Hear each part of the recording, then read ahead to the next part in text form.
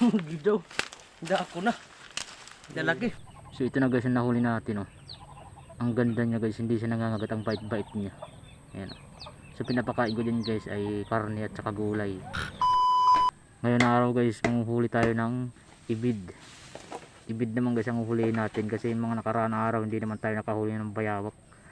So ibid naman ang huhulihin natin kung makakahuli tayo. So ang mahuhuli ko dito guys ay aalagaan lang namin. Ayan, naglalagay na ako dyan ng trap para pag pumasok sila dyan sa trap na yan, hindi na po sila kakalabas yan.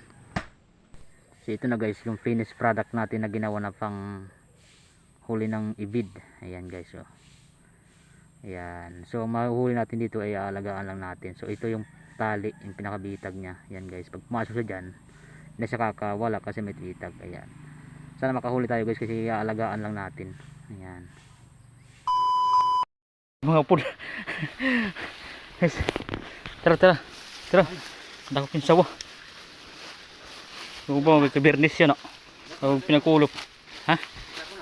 Ibid ba na ito di? Rimatang niya halo.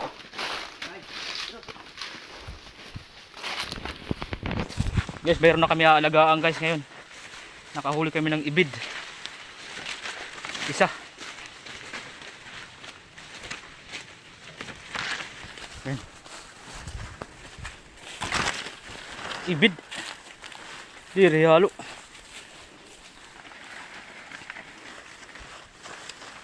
Doon. Man, Sabi man, pinesti ibid. Ang gidaw. Hindi ako na. baga ng buhayahan. So ito na guys yung nahuli natin, oh. Ang ganda niya guys, hindi siya nangangagat, ang bait-bait niya. Ayan, oh. So pinapakain ko din guys ay karne at saka gulay. Litos at saka yung mga gulay ng mga nakakain ng tao. Yan ang kinakain nila yan guys. Ang ganda niya, oh.